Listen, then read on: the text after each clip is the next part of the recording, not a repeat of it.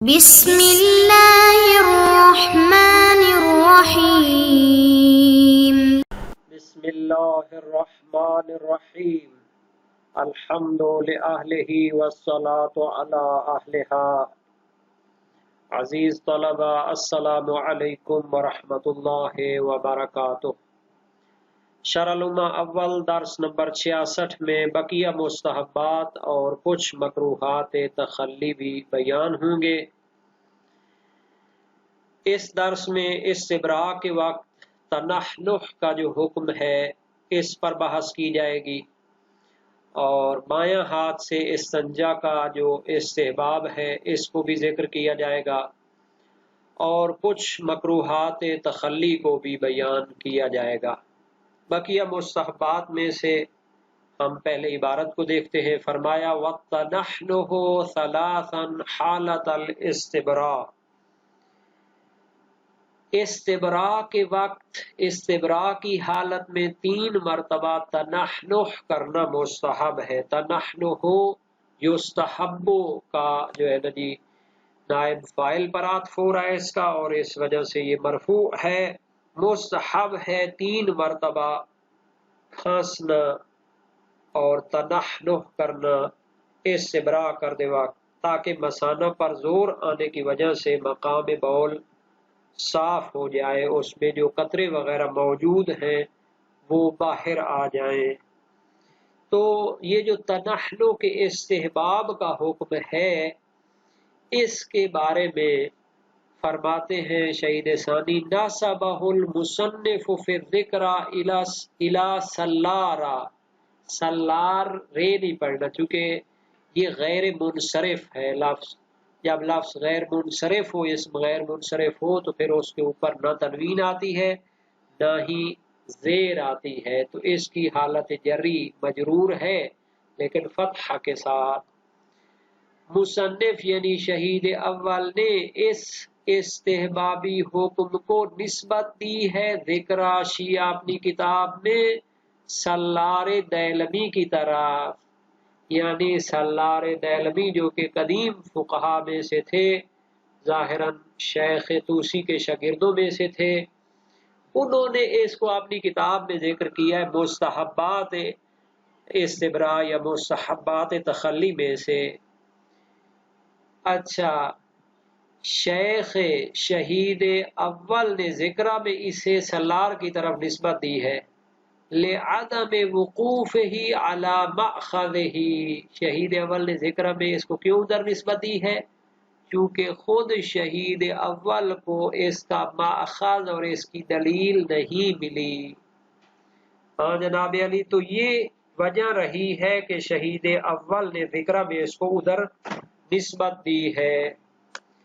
تو اس کے بارے میں جناب ہم دیکھتے ہیں کہ آیا ان کو کوئی دلیل نہیں ملی، آیا موجود بھی تھی یا نہیں تھی۔ کہتے ہیں کہ تذکرہ علامہ ہلی اور دروس شہید اول میں اس کو استبراء سے پہلے مستحب قرار دیا ہے۔ استبراء شروع کرنے سے پہلے کھانس لے تاکہ اس کی جو ہے نا جی مثانے پر کچھ زور پڑے اور اس کے اندر جو پیشاب کا قطرہ وغیرہ اٹکا ہوا ہے تو وہ نکل جائے۔ اور حدائق الناظرہ میں یوسف بحرانی اخباری فرماتے لم نقف فیہ علی خبر ولا فی کلام القدماء علی اثر، نہ ہی اس کی کوئی روایت ہمیں ملی ہے اور نہ ہی قدیم علماء فقہاء شیعہ کے کلام میں اس کا کوئی اثر پایا جاتا ہے۔ چونکہ یہ جو سلار دیلمی بھی تھے یہ شیخ طوسی کے شاگردوں میں سے تھے، تو بعد کے عالم ہو گئے نا، تو یہ بھی جملہ ان کا درست رہتا ہے، اور واقعاً اس کی دلیل روائی موجود نہیں ہے۔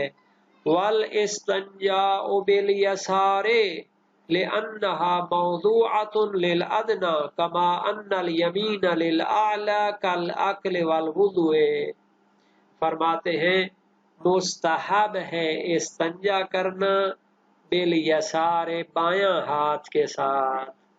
کیوں جناب؟ دلیل کیا ہے؟ لأنها موضوعة للأدنى، چونکہ اس کو بنایا گیا ہے، اس بایاں ہاتھ کو بنایا گیا ہے للأدنى ادنا کاموں کے لیے، جو کم تر فوقیت کے کام ہوتے ہیں ان کے لیے اس کو بنایا گیا ہے، کیونکہ دایاں ہاتھ جو ہوتا ہے یہ کم تر جو کام ہوتے ہیں، کم اہمیت والے کام ہوتے ہیں، ان کے لیے بنایا گیا ہے۔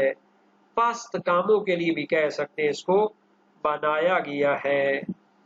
استنجا کرنا بایاں ہاتھ کے ساتھ مستحب ہے، لأنہا، ہا کی ضمیر بایاں ہاتھ کی طرف جائے گی، وہ بنایا گیا ہے، موضوعات وضع کیا گیا، بنایا گیا ہے، للادنا، پست کاموں کے لیے۔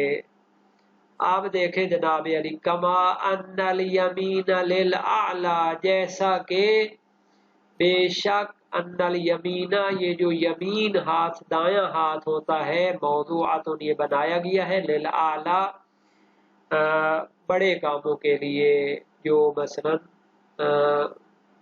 پر اہمیت کام ہوتے ہیں اور کیا کہہ سکتے ہیں عبادات وغیرہ کے کام ہوتے ہیں، ان کے لیے اس کو بنایا گیا ہے۔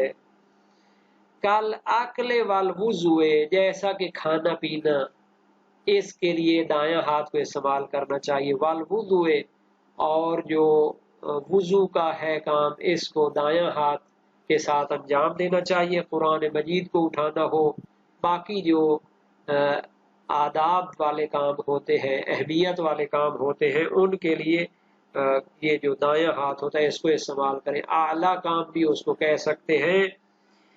اب جو ہے نا جی، اس میں ایک چیز ہے جناب علی، مستحبات تخلی کو بعض نے 11 شمار کیا ہے، دخول اور خروج دونوں کو ایک شمار کیا ہے، جبکہ جناب جواہر فخریہ کے مؤلف وجدانی فخر نے ان کو 12 شمار کیا ہے، اور خروج یعنی وہ جو بیت الخلاء میں داخل ہونا اس کو علیحدہ شمار کیا ہے، اور خارج ہونا اس کو علیحدہ شمار کیا ہے۔ تو یہ بہرحال نمبرنگ کا جو تھا اس کو بھی اپنی جگہ یاد رکھنا چاہیے۔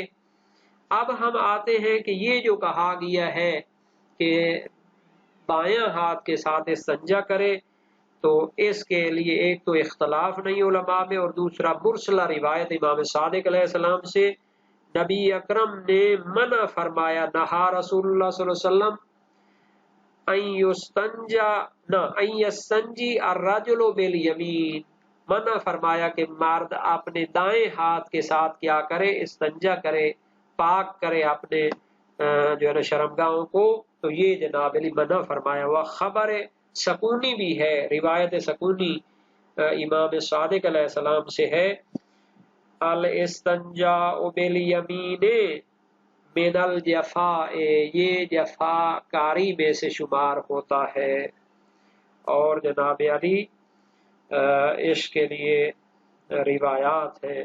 اسی طرح استبراء بھی جو ہے نا مرسل صدوق میں ہے امام صادق علیہ السلام سے، اذا بال الرجل فلا یمس ذکرہ بیمینہ، جب انسان پیشاب کر لیتا ہے اور استبراء کرنا چاہتا ہے، اپنے مثلا اس نالی کو صاف کرنا چاہتا ہے، تو دایاں ہاتھ کے ساتھ اس کو استبراء نہیں کرنا چاہیے۔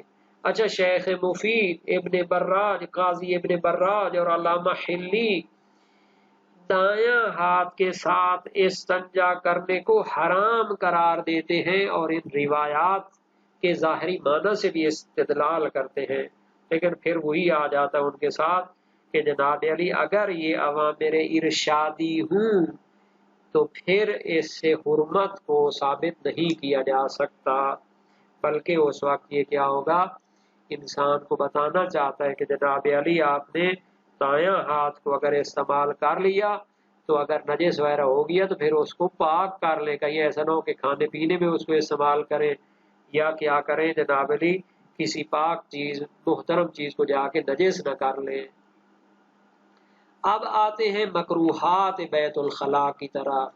وَيُكْرَهُ بِالْيَمِينِ مَعَ الْاخْتِيَارِ لِأَنَّهُ مِنَ الْجَفَاءِ، کہتے ہیں کہ دایاں ہاتھ کے ساتھ استنجا کرنا یہ کیا ہوتا ہے، مکروہ ہوتا ہے، مع الاختیار، اختیاری صورت میں، چونکہ اضطرار اور مجبوری کی صورت ہو، بایاں ہاتھ جناب علی اس پہ کوئی مشکل ہو، تو پھر تو جناب علی وہ تو مجبوری کی حالت ہے. اختیاری حالت میں جب اس کے دونوں ہاتھ ٹھیک چل رہے ہیں تو دائیں ہاتھ کے ساتھ اگر استنجا کرے گا تو یہ مکروہ ہوگا.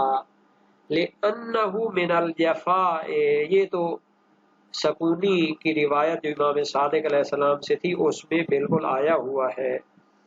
اور جب کوئی مجبوری ہو، اختیار نہ ہو، اضطرار ہو تو مرسل صدوق میں ہے، جائز ہوگا. الاستنجاء بالیمین من الجفا وروی لا بأس اذا كانت الیسار معتلۃ، اگر بایاں ہاتھ مریض ہو، اس میں کوئی بیماری ہو تو پھر کوئی حرج نہیں ہے.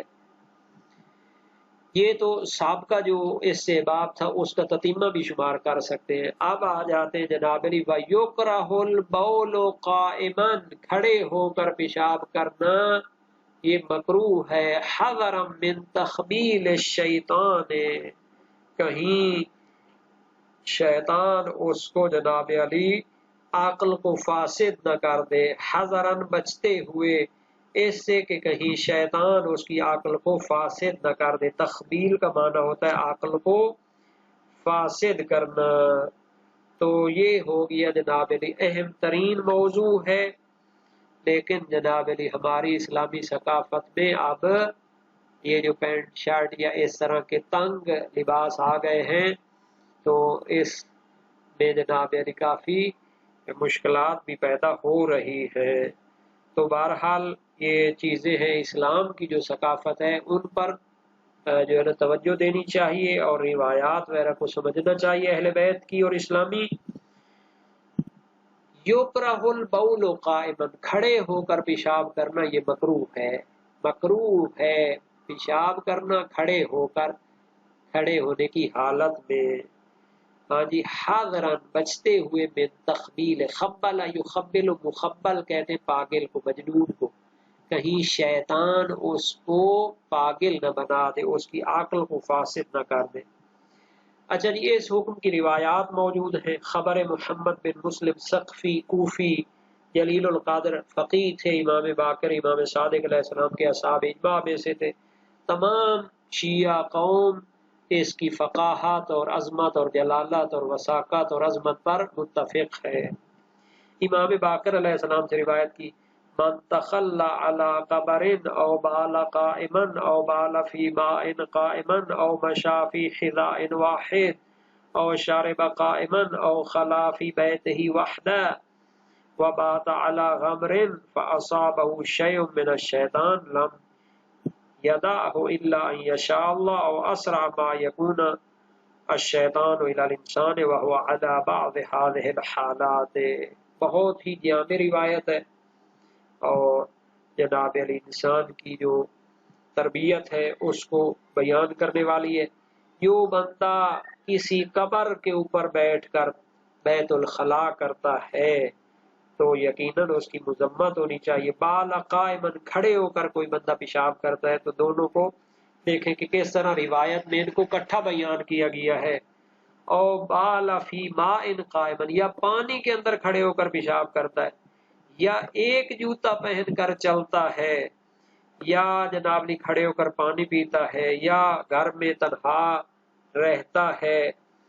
اور بات علی غمر، اور اسی طرح کے جناب نے رات کو جناب وہ بھوکا سوتا ہے اور اگر شیطان اس کو جناب کیا کر لے، مس کر لے تو پھر اس کو جناب کوئی چیز بچا نہیں سکتی مگر خدا تعالیٰ اس کو بچانا چاہے.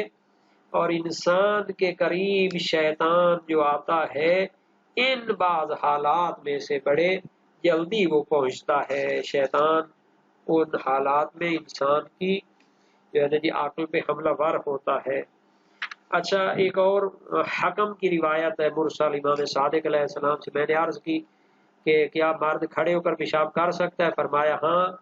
وَلَكِنْ يَتَخَوَّفُ عَلَيْهِ أَنْ يَلْبِسَ بِهِ الشَّيْطَانُ اے يُخْبِلَهُ اقبل يُخْبِل، یعنی کھڑے ہو کر پیشاب کرنا حرام تو نہیں ہے، جائز ہے، لیکن خوف ہے کہ شیطان اس کے اوپر حملہ آور ہو، اس کو پاگل بنا دے. مرسل صدوق البول قائما من غیر علت من الجفاء، کھڑے ہو کر پیشاب کرنا یہ جناب علی کیا ہوتا ہے؟ جفاکاری میں سے ہوتا ہے. یعنی جو اسلامی تہذیب ہے اس میں یہ چیز زیادہ نہیں ہے. ہاں یہ اختیاری حالت کا حکم ہوتا ہے، مجبوری کی حالت علیحدہ ہوتی ہے. تو بہرحال یہ روایات کی روشنی میں اس کا حکم بیان ہو چکا ہے. اس سے معلوم ہو گیا کہ یہ جو مکروہات ہیں، یہ جو مستحبات ہیں، اسلامی ثقافت کا حصہ ہیں.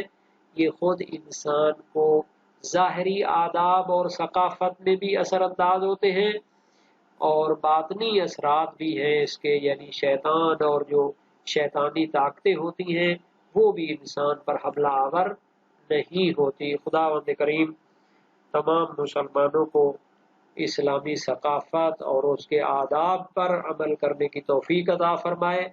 نبی اکرم صلی اللہ علیہ وسلم جس طرح وہ واجبات اور محرمات کی تاکید فرماتے تھے، اسی طرح سنتوں اور آداب اور مکروہات اور اسلامی ثقافت کے جو مظاہر ہیں ان کی بھی تاکید فرماتے تھے. بعض اوقات فرمایا ہے کہ جو بندہ میری سنت پر عمل نہیں کرتا وہ مجھ میں سے یا ہم میں سے نہیں ہے. تو ان کا جو ہے نا خیال رکھنا چاہیے، اور اس میں فائدہ بھی خود انسان کا ہوتا ہے.